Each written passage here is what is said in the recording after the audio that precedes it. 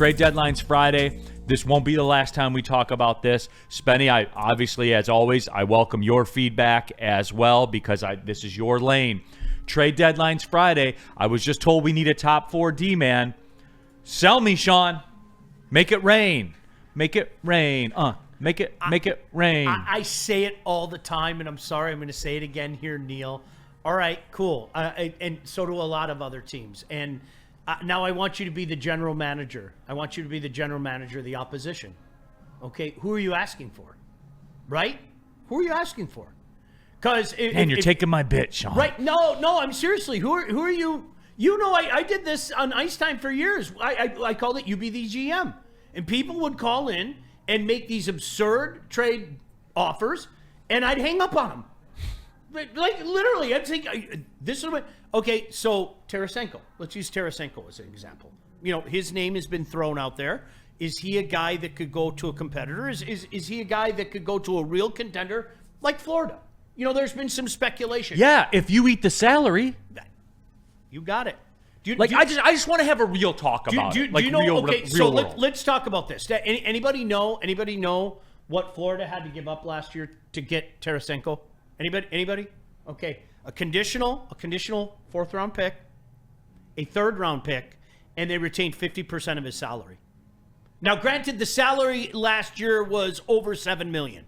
Somebody fact check me. I believe his salary last year was over $7 million, whereas right now, isn't he at 475? I think he's at 475 right off the top Correct. of my head. So, like that, who's going to jump for joy over that? Really, I'm not being funny. Who's gonna jump for joy over that? Yeah, Stevie moved his guy. Oh, what'd we get back? A conditional 4th round pick, a 3rd round pick, and we have to eat half his salary. Oh. Like that's what we're living. And you can eat less, but you're getting less. Right. That's what we're living through right now. That's the reality of it. And if you want something really valuable, it's going to cost you. And I'm not going to ask for, no disrespect, Jeff Petrie, Comper. I'm not asking for pieces like that. Do you know what I'm asking for? Everything that Spenny doesn't want to give me. Mm-hmm. Every single thing. That if I named off 5 names right now, and we all know the names, right? I would hear Spenny go, no, maybe, no. Like that would, right? And that's the reality of the position that the Red Wings are in right now. I mean, on the one hand, it's good. The cupboard is pretty full right now.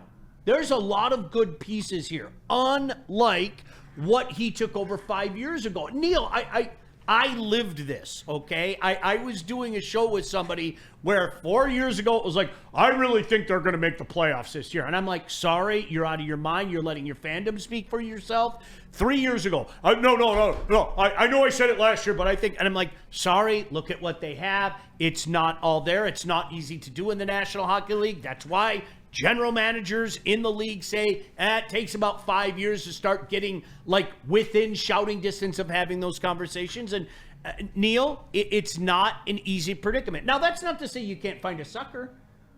Every now and again you see a move that just makes you go, what the hell did he make that move for?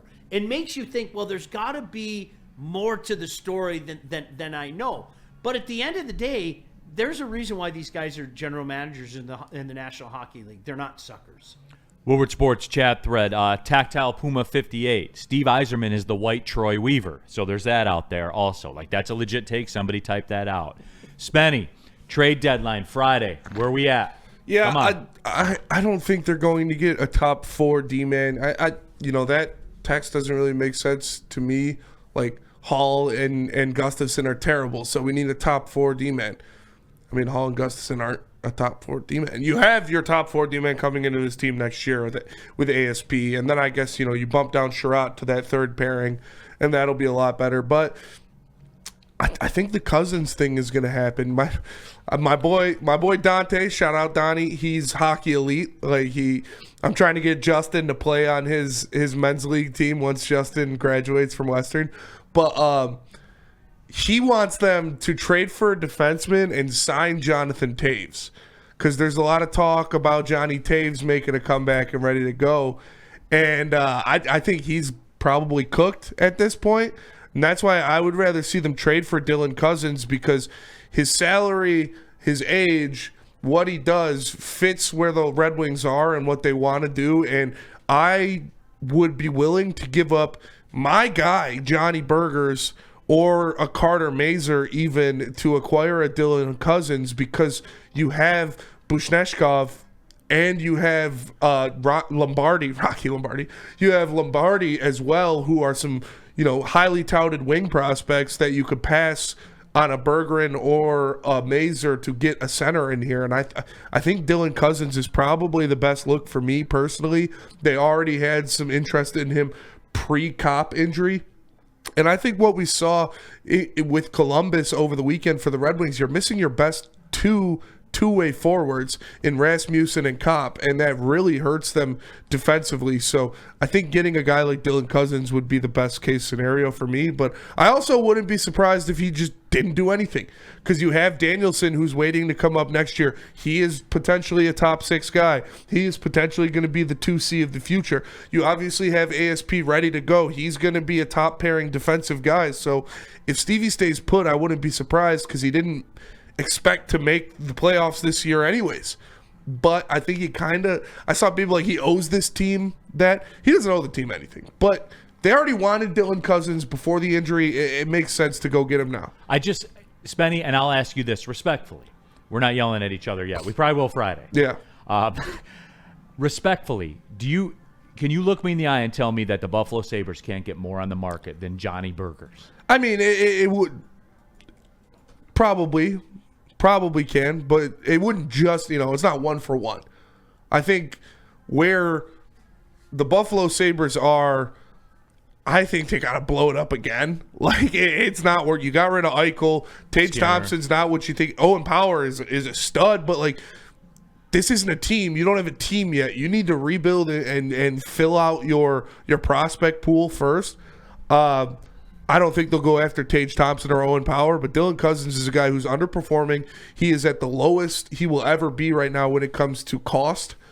And I think you put him on a line centering. Any concern that that's what he is, though? What he is the last 2 seasons? No, it's just the stench of Buffalo being an awful team, because he is in such desperate need for new scenery. You saw when he was challenged, he stepped up. The year Eichel left, and it was like, all right, you guys have a new team now. You're going to be a big player in this. He had his best year of his career. He almost scored 70 points.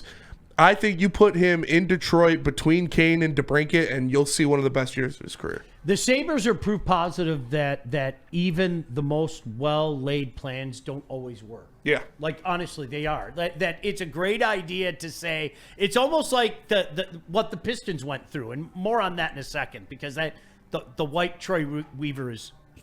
I don't know if you're trying to be funny. I will think about that all day and laugh, so thank you for that. The Pistons had the right idea, Neal. The way they were doing things didn't work. For a decade, the Pistons were a hamster on the wheel. Like, I use that analogy all the time, okay? Sometimes the little legs were running really fast, and it was cute. Look at him getting his workout. He wasn't going anywhere. It didn't matter if he was running fast or running slow. The Pistons weren't going anywhere. So, in my mind, you had no choice but to blow it up. Really, I'm serious. And nobody wanted to do it around here, and I get that, right? But even blowing it up sometimes doesn't work. Look how long it took Edmonton. Edmonton was another one of those teams. Perennial. Columbus. Perennial. Buffalo Sabres. Perennial. I mean, just high picks left and right. Now, if I can get back to the white Troy Weaver thing, do you remember that time that Troy Weaver was working as a general manager in the NBA, and he led his team, his work led that team to 4 Stanley Cups, and they won 2 of them, and they remained one of the biggest contenders out there for a decade and a half. Those were good times. Like, listen to what you're saying, man. Like honestly, just take a step back. Take a step back. Remember that time where the Pistons were really good under Troy Weaver? Those were good times too, right? Like, come on, I get it. Don't let emotion get in the way. Anybody want to argue with Steve Yzerman's track record? I don't. all right, got the Lightning to the Stanley Cup. Knew full well that team that got to the Stanley Cup was not going to be the team that he was going to unleash on the world because his goalie wasn't ready yet. He got there with a guy by the name of Ben Bishop. Vasilevsky comes in. They go to 2 more Stanley Cups, win them, then lose one after that. I mean, came this close to winning 3 Stanley Cups in a row. I'm not saying that same recipe is going to come out here, okay? No. I don't know, all right? That was a pretty special group. And, oh, by the way, the difference between this regime and that regime is Steve Yzerman walked into a not ready for prime time stud in Hedman and Stamkos. He didn't have that here. You're talking about starting 2 years before then. So, yeah, if you're going to say people give Steve Yzerman too much rope, I'm one of those guys.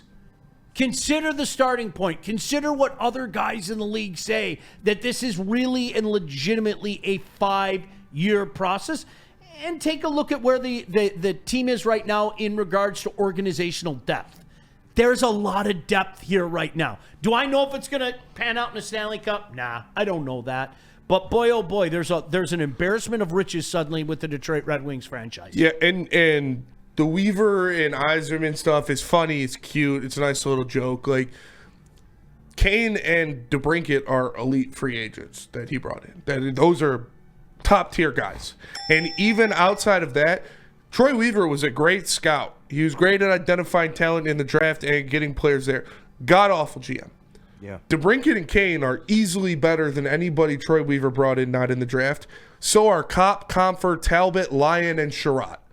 All of those guys are infinitely better than any player Troy Weaver signed to the Pistons. You see with the Pistons when Trajan walked in the door. Yeah, he signed good players, 2 weeks. And they were better. Changed the team in 2 weeks. Yeah, like, Marvin Bagley. Like, oh, man, right. James Wiseman. Yeah. Like, yeah. Josh Jackson. Like Frank Jackson.